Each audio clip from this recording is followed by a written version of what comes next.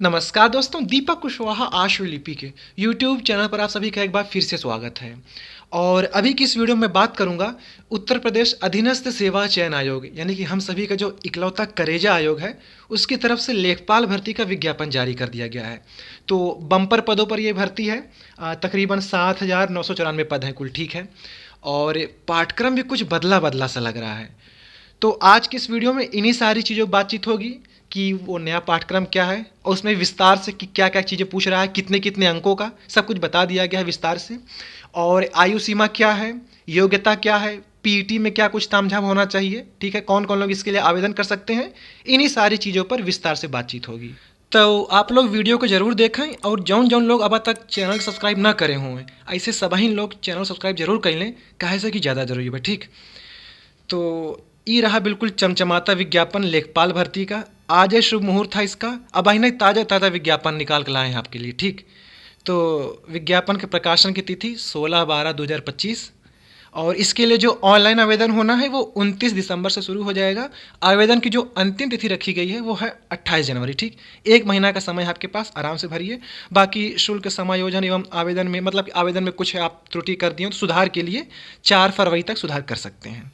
तो ये तो हो गया आवेदन कब से कब तक, ठीक। कौन कौन लोग इसके लिए आवेदन कर पाएंगे ये समझिए। इनका ये कहना है कि कुल 7,994 पदों पर भर्ती है, ठीक। 7,994 पद। इसके हेतु केवल वही अभ्यर्थी ऑनलाइन आवेदन कर सकते हैं जो विज्ञापित पद हेतु वांछित अनिवार्य अर्हता धारित करते हों तथा प्रारंभिक अर्हता परीक्षा 2025 यानी कि पीईटी की जो 2025 और जो परीक्षा में लोग सम्मिलित हुए हों, मतलब कि जौन लोग बैठा हैं परीक्षा में सभी लोग इसके लिए भर सकते हैं। अभी किन लोगों को बुलाएगा परीक्षा के लिए वो वाली कट ऑफ नहीं है। ये है कि केवल जो लोग पीईटी दिए हों तो सब लोग भर लें इसको, ठीक है। तो जो लोग पीईटी 2025 वाली परीक्षा दिए हों अब पास हुए हों, 0 से ऊपर अंक हो, माइनस में नहीं, 0 से ऊपर 51 अंक हो तो भी आप इसके लिए आवेदन कर सकते हैं। ये केवल आवेदन करने के लिए है। परीक्षा में कौन लोग बैठेंगे उसके लिए बाद में एक अलग से कट ऑफ जारी करेंगे। फिलहाल तो सभी के लिए है, ठीक है। तो ये सारी चीज़ें हो गई। और विज्ञापन तकरीबन 32 पन्नों का है, तो आप लोग विज्ञापन को ज़रूर पढ़ा करें, ठीक है। इसमें कई सारी चीज़ें होती हैं। फ़ोटो तथा हस्ताक्षर कैसे अपलोड करना है ये सब चीज़ें आप पढ़ लीजिएगा। योग्यता के बारे में आवेदन शुल्क समझिए, जैसे जैसे लिखा है वैसे वैसे बताता चल रहा हूँ, ठीक। मात्र 25 रुपये में लेखपाल बने। अभी बाद में 200 रुपये बाद में फिर से लिया जाएगा, 225 रुपये में बने।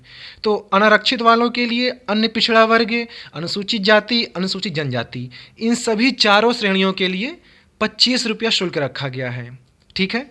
ये हो गया। आर्थिक रूप से कमज़ोर वर्ग के लोग का नहीं है क्या इसमें, वो तो नहीं दिख रहा है मुझे, अब आप लोग देख लीजिएगा अपना, ठीक है। लिखा है कि फॉर्म का प्रिंट आउट लेना अनिवार्य है।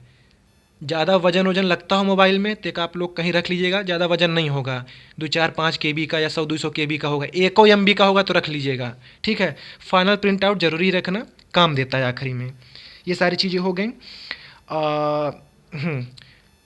कहाँ से भर्ती है ये, राजस्व परिषद उत्तर प्रदेश, ठीक। पद का नाम लेखपाल है। ग्रेड पे वही लेवल 3 यानी कि 2000 ग्रेड पे की नौकरी है। Level 1 1800, level 2 1900, level 3 2000 grade pay, ठीक है।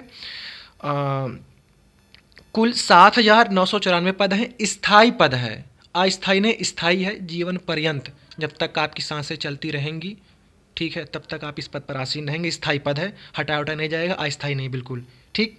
ये सारी चीज़ें हो गई। आपके काम की चीज़ फिर यहाँ से है अर्हता।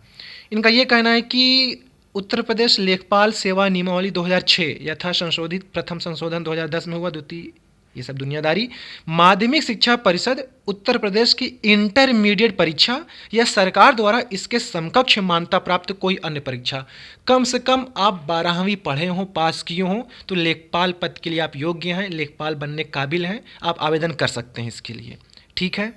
अधिमानी अर्हता रखी गई है कि आप प्रादेशिक सेना में न्यूनतम 2 वर्ष की अपनी सेवा दिए हों, ठीक है, या राष्ट्रीय कैडेट कोर जो NCC का होता है जो प्रमाण पत्र वो आपके पास हो तो आपको वरीयता मिल जाएगी।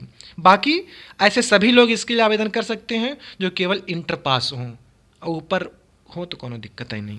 आयु सीमा समझ लीजिए, कम से कम 18 वर्ष, अधिकतम 40। बाकी अन्य पिछड़ा वर्ग, अनुसूचित जाति, अनुसूचित जनजाति, उनको जैसे उम्र में छूट मिलती है वो मिलेगी। उसके लिए आप लोग विज्ञापन पढ़ लीजिएगा, ठीक है। परीक्षा पाठ्यक्रम समझ लीजिए, सब कुछ अच्छे से इसमें दिया हुआ है। इनका ये कहना है कि लिखित परीक्षा कुल 100 प्रश्न होंगे, ठीक है। प्रत्येक के लिए 1 अंक होगा और लिखा है कि 1/4, ठीक है, अंकों कटौती की जाएगी प्रत्येक गलत उत्तर के लिए, ठीक, ऐसे समझिएगा। तो अब पाठ्यक्रम समझिए। भारत का इतिहास, भारतीय राष्ट्रीय आंदोलन, कुल प्रश्नों की संख्या 5 ठू, कुल अंक मिलेगा 5, ठीक है। भारतीय राज्य व्यवस्था एवं भारतीय संविधान, 5 प्रश्न 5 अंक, एकदम बराबर बराबर बांटा है, ठीक है। तो वही है कि 5 रुपये वाला संविधान कितने का है जी, ठीक। तो भारत एवं विश्व का भूगोल, 5 प्रश्न 5 अंक। भारतीय अर्थव्यवस्था एवं सामाजिक विकास, 5 प्रश्न 5 अंक। अब इसको बार बार नहीं बोलूँगा, आप समझ जाइएगा। ग्राम्य समाज एवं विकास, 5-5। राष्ट्रीय और अंतर्राष्ट्रीय महत्व की समसामयिक घटनाएं, 5-5। विज्ञान एवं प्रौद्योगिकी, ये भी 5-5। पर्यावरण पारिस्थितिकी एवं आपदा प्रबंधन, ये 10 प्रश्न 10 अंक, ठीक है। इसी तरीके डाटा इंटरप्रिटेशन, 10 प्रश्न 10 अंक। सामान्य हिंदी, 10 प्रश्न 10 अंक, ठीक है। ये भाग 1 हो गया। भाग 2 में आ जाएगा कंप्यूटर एवं सूचना प्रौद्योगिकी की अवधारणाओं एवं इस क्षेत्र में समसामयिक प्रौद्योगिकी विकास एवं नवाचार का ज्ञान, ठेठ हिंदी लिखा है, समझें। तो कुल कंप्यूटर के 15 प्रश्न 15 अंकों के लिए। फिर भाग 3 जो कि आखिरी है, उत्तर प्रदेश राज्य से संबंधित सामान्य जानकारी, 20 प्रश्न 20 अंकों के लिए। तो कुल इस तरीके से 100 प्रश्न हो गया, 100 अंकों की परीक्षा है आपकी, 2 घंटे का समय दिया जाएगा परीक्षा के लिए, ठीक। अब देखिए भारत के इतिहास एवं भारतीय राष्ट्रीय आंदोलन में क्या क्या चीज़ें पूछेगा। पीईटी वाला आप लोगों ने पाठ्यक्रम देखा था, वही वाला है लगभग लगभग। तो उसमें ये पूछेगा कि भारतीय इतिहास के अंतर्गत सामाजिक, सांस्कृतिक, आर्थिक एवं राजनीतिक पक्षों की जानकारी, भारतीय राष्ट्रीय आंदोलन, स्वतंत्रता आंदोलन, राष्ट्रीयता का अभ्युदय तथा स्वतंत्रता प्राप्ति के संबंध में सार परख जानकारी। तो ये विस्तार से दिया हुआ है कि आपको क्या क्या चीज़ें पढ़नी है। जो जो दिया है केवल उतना ही पढ़ना है अब, ठीक है, इधर उधर की फालतू चीज़ें नहीं। फिर भारतीय राज्य व्यवस्था में भारतीय संविधान में क्या क्या पढ़ना है, केवल वही वही टॉपिक पढ़ना जो दिया हुआ है। भारत एवं विश्व का भूगोल, तो उसमें भी क्या क्या पढ़ना ये समझ लीजिए, ठीक। भारतीय अर्थव्यवस्था में सामाजिक विकास, उसमें भी क्या क्या चीज़ें पढ़नी है। तो सब कुछ दे दिया, कहीं भटकना नहीं पड़ेगा ऐसे करके। फिर यहाँ देखिए सामान्य हिंदी में क्या क्या है, शासकीय, अर्धशासकीय, वैयक्तिक तथा व्यावसायिक समस्याओं के निराकरण हेतु संबंधित को संबोधित पत्र, कार्यालय आदेश, अधिसूचना और परिपत्र संबंधी प्रश्न। तो ये हिंदी का हो गया। इसी तरीके वर्ण एवं ध्वनि विचार, उसमें क्या क्या पूछेगा वो दे दिया। शब्द रचना, उसमें संधि, विच्छेद, समास, उपसर्ग, प्रत्यय वगैरह, तो ये सारी चीज़ें। शब्द प्रकार, तद्भव, तत्सम, देशज, विदेशी शब्द वगैरह, संज्ञा, सर्वनाम, विशेषण, क्रिया, अव्यय, कुछ छोड़ा नहीं, सब दे दिया है, ठीक है। पर्यायवाची, विलोम, वाक्यांशों के लिए एक शब्द, संस्कृत भिन्नात्मक शब्द, तो मतलब सब दे दिया एक तरीके से पूरा, ठीक है। मुहावरे, लोकोक्ति, विराम चिन्ह, तो ये सारी चीज़ें हैं विस्तार से, केवल यही यही पढ़ना है। अब ये होता है ना कि किताबिया तो ले लिए हूँ मैं, का आदमी पढ़ ले, तो अब जौन जौन हमें दिया है केवल यही किताबें खोजिए, कतहों भी केवल यही यही पढ़ना है और इधर उधर चीज़ बिल्कुल नहीं। जो जो टॉपिक दिया है केवल उतने घोट डालिए अब, ठीक है। तो ये तो भाग 1 हो गया। भाग 2 कंप्यूटर में समझ लीजिए। कंप्यूटर में यह है कि सूचना तकनीकी, इंटरनेट एवं वर्ल्ड वाइड वेब का इतिहास, परिचय और उसका अनुप्रयोग, ठीक है। निम्नलिखित बिंदुओं संबंधी सामान्य ज्ञान, हार्डवेयर, सॉफ्टवेयर, इसके बारे में पूछेगा। Input output, internet protocol, IP address, IT gadget, उसका प्रयोग, ईमेल आईडी को कैसे बनाएंगे, ठीक है, कैसे चलाएंगे उसको, ये सारी चीज़ें। प्रिंटर, टेबलेट या मोबाइल का संचालन, तो ये सारी चीज़ें हैं। एमएस एक्सेल, एमएस वर्ड हो गया, ठीक है। पावर पॉइंट तो नहीं है। Operating system, social networking, e governance, तो तमाम चीज़ें हैं। पाठ्यक्रम छोटा तो बिल्कुल भी नहीं है, काफ़ी वजनी है, ठीक है। तो जो जो दिया हुआ है आप केवल यही यही चीज़ें पढ़िएगा। भाग 3 में क्या पूछेगा, उत्तर प्रदेश के बारे में कि अपने प्रदेश की इतिहास इसका क्या है, इसकी संस्कृति, कला, वस्तुकला, त्यौहार, लोक नृत्य वगैरह, तो ये सारी चीज़ें। तो ये रहा इसका पाठ्यक्रम विस्तार से, ठीक है।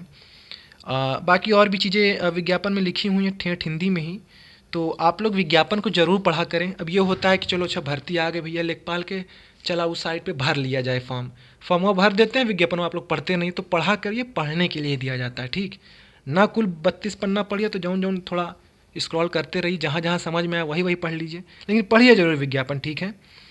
यही सारी चीज़ें हैं। तो आप लोग आयोग की वेबसाइट पर जाइए, विज्ञापन को डाउनलोड करिए, पढ़िए अच्छे से, फिर 29 तारीख से इसके लिए आवेदन करिए। बहुत जल्दी फिर से जनवरी में आपको एक और नई भर्ती मिलने वाली है, तो उसकी भी जानकारी मिल जाएगी। तड़ातड़ ताबड़तोड़ भर्तियाँ आयोग देगा अब, ठीक है। तो ठीक है, अभी की इस वीडियो में फ़िलहाल इतना ही था।